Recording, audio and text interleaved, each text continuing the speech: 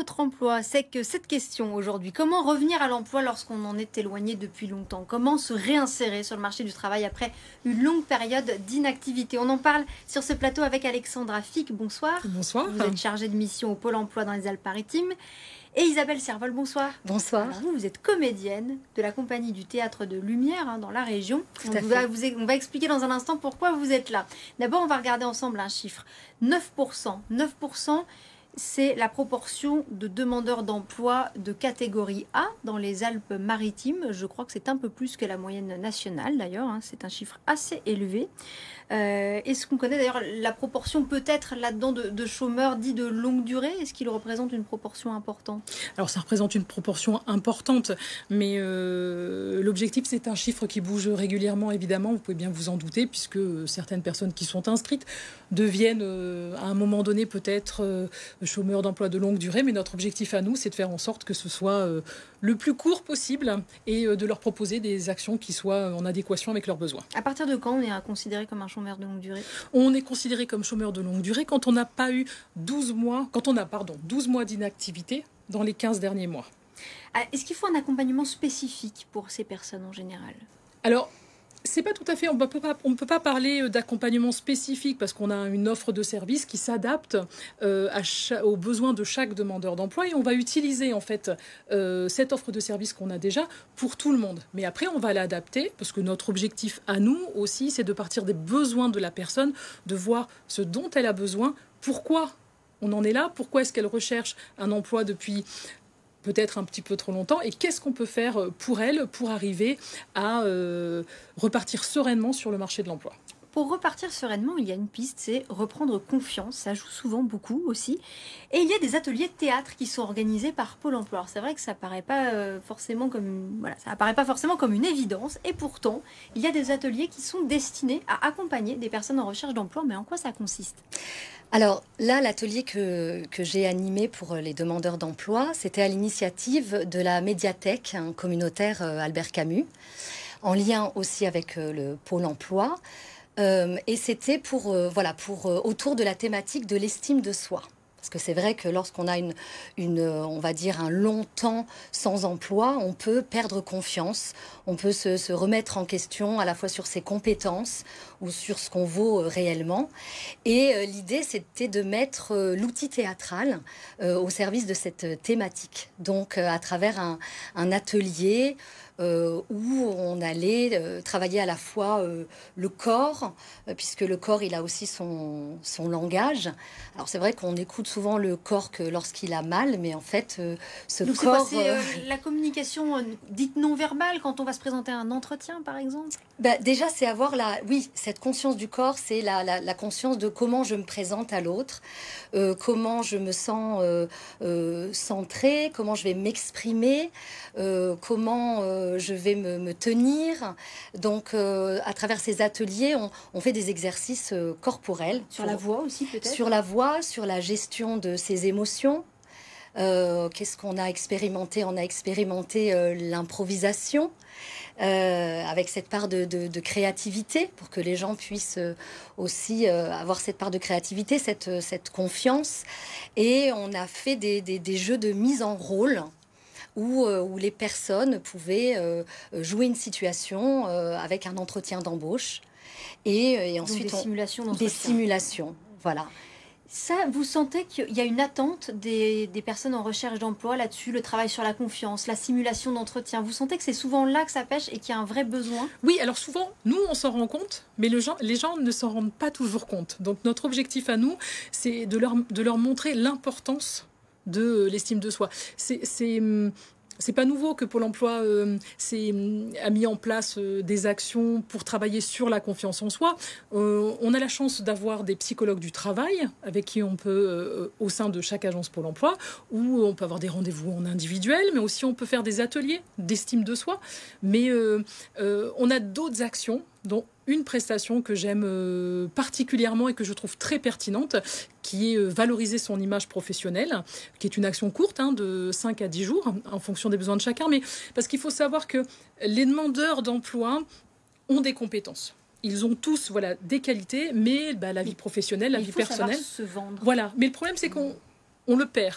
on perd. Et on perd cette notion de ce que je vaux et comment je suis capable de montrer aux autres que j'ai des compétences, que j'ai des qualités. Et si j'ai confiance en moi, les autres vont le voir également. Donc ça, c'est une prestation qui permet, à travers des différentes actions, avec toujours le chapeau de la bienveillance, parce que c'est ça qui est important. Je pense aussi sur les ateliers théâtre, ce qui est important, le travail en collectif, c'est cette notion de bienveillance et de s'aider mutuellement.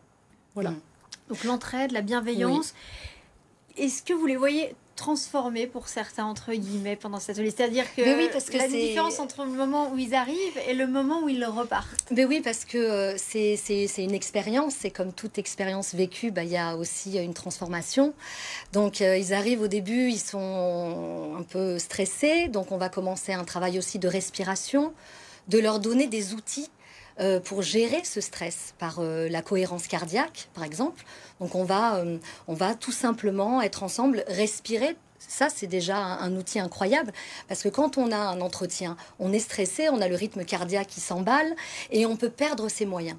Donc un petit exercice comme ça, simplement de respirer, d'être en lien avec la personne, de se mettre en ouverture, c'est déjà une transformation. Finalement, c'est l'état d'esprit dans lequel il faudra se mettre le jour où Tout à fait. on se rendra à un entretien d'embauche. Parce que la confiance en soi, on va dire, c'est la conscience des compétences, mais l'estime de soi, c'est le jugement de la valeur que je me porte, quelle valeur j'ai droit au bonheur, j'ai droit à l'amitié, j'ai droit de vivre des situations qui sont des situations qui me font du bien. Donc l'estime de soi, c'est un petit peu, on va dire, une composante de la personnalité.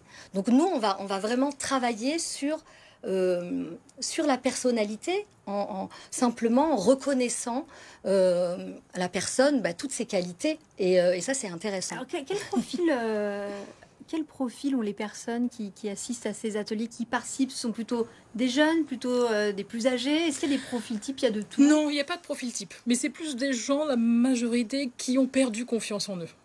Et c'est ça. On parlait d'estime de soi juste à l'instant, mais c'est ça, qui n'ont plus aucune estime ou parce que ça peut aller très vite. C'est un engrenage quand on rentre dans le chômage. Pour certains, ça peut être, il peut y avoir une descente très rapide. Donc nous, là, l'objectif, à travers des ateliers ou des prestations, c'est de faire en sorte de vite sortir de casser cette mauvaise dynamique et de repartir sur des bonnes bases. Parce que c'est vrai que très rapidement, on peut se dire je vaux pas grand-chose, mais nous, l'objectif, voilà, c'est... Mais bien sûr que si, vous avez des compétences, je le vaux bien.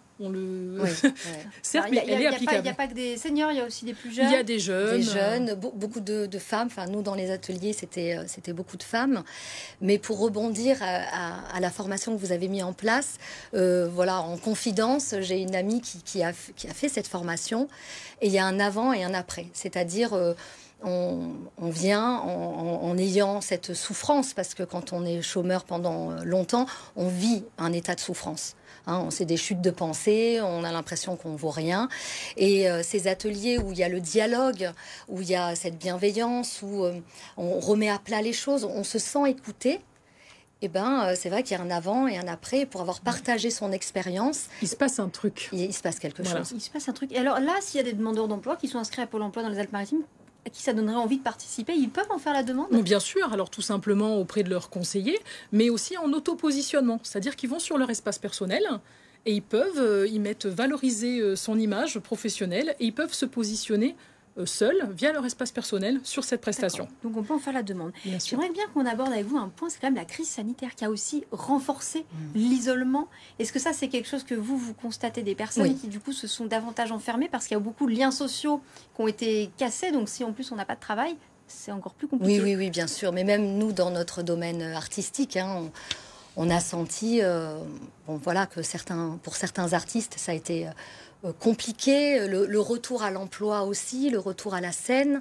Là, dans les ateliers, on en a aussi beaucoup parlé, puisqu'on les a mis en place après le confinement. Donc, les gens avaient à la fois ce désir de se remettre en route et davantage de peur. C'est aussi cette reconstruction. Ça, vous le ressentez aussi? Oui, mais c'est pour ça qu'on... Oui, parce que les personnes qui étaient déjà en difficulté le sont encore plus. C'est pour ça qu'on essaye de mettre en place d'autres actions un petit peu innovantes aussi pour travailler cette fameuse confiance en soi de manière différente, cette remobilisation. Parce qu'on a besoin, donc il y a des actions qui sont proposées par rapport à l'axe transverse du pacte régional d'investissement dans les compétences. Pardon, c'est un peu barbare. Par contre, je pensais juste au dispositif place de l'emploi. Exactement, donc ça en fait partie. Juste un mot, c'est un dispositif en fait d'aller vers, c'est-à-dire que c'est d'aller vers. C'est Pôle emploi qui se déplace vers les demandeurs d'emploi. C'est une action hors les murs. C'est assez sympa parce que il n'y a pas de barrière. Vous savez, vous n'avez pas le plexi, on peut discuter. Et ça permet de discuter aussi de façon plus informelle parce que c'est pas toujours facile effectivement de pousser les portes. Merci beaucoup Alexandra Fick et Isabelle Servol d'être venues ensemble sur ce plateau ce soir.